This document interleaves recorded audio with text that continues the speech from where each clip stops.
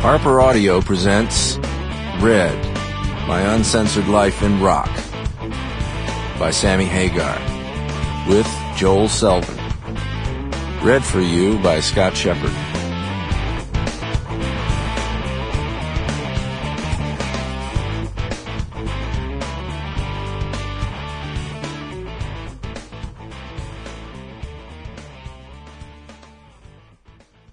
To Gladys.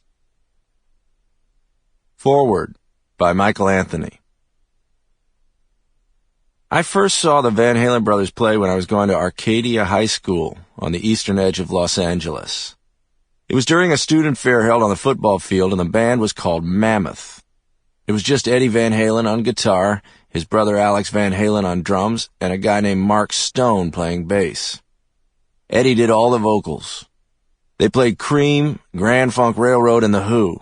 Eddie nailed every single note of every song, exactly like the records.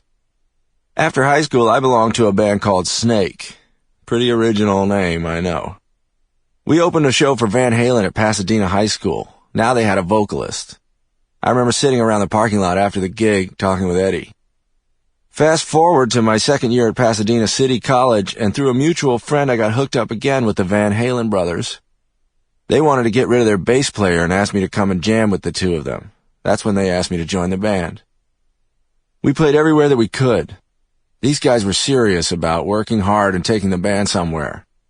We did parties, clubs, you name it, anywhere that the gas money would take us.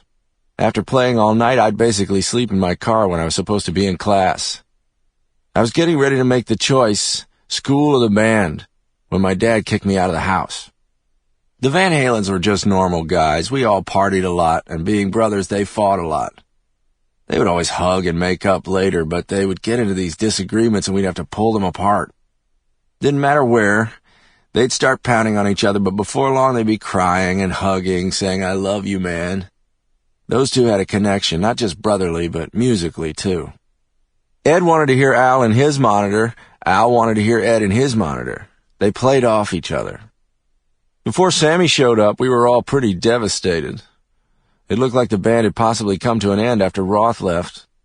When we'd first signed with Warner Brothers, friends in the business told us that 5 years was a good lifespan for a rock group. We figured we might have had our run. The label wasn't very enthusiastic either. They didn't even want us to continue to call the band Van Halen. Eddie and Al didn't know what to do. They tossed around names of singers, and we did have a couple of unknown guys come in and sing with us because we thought that bringing in somebody already known would change the dynamic of the band. That didn't work, and nobody knew what to do until Claudio Zampoli, Eddie's car mechanic, suggested that he call Sammy. From the first moment I shook his hand on the day he came to Van Halen's 5150 studios, I knew this guy had a vibe. We had never met before, but I was a big fan. When we'd worked with producer Ted Templeman recording the first Van Halen album, we told him to make us sound like Montrose. We wanted that big rock candy sound. Sammy was a breath of fresh air. We went out to the studio to play him some music. We played and he started singing along. Whatever Eddie could play, he could sing. We all looked at the engineer, Don Landy, and just went, "Oh, fuck." It was like the clouds cleared. The skies opened up, the sun came out, the birds were singing, the animals were dancing.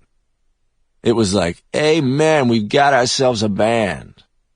He was the perfect missing piece of the puzzle. We were blown away. We made cassettes and sat there with the engineer. I just remember saying, we've got ourselves a band. We'd been all down and out and hadn't known what we were going to do. This was the answer to our prayers. This was the kick in the ass we needed. This was... Fuck, this is it. I played the cassette for my wife, Sue. It was just the lyrics Sammy came up with off the top of his head, which later became Summer Nights. She went nuts over what she heard. She could tell. You can get together with guys and jam, and I've done that many times in bands, and some of them are great. Some of them you just go through the motions, but magic like that is once in a lifetime, if you're lucky. All of a sudden, we're taking it to a new level. Not only do we have this guy who can really sing, but now we've got another guitar player, too. It was something new, something different, and Eddie was really into it. Sammy was Sample complete. Ready to continue?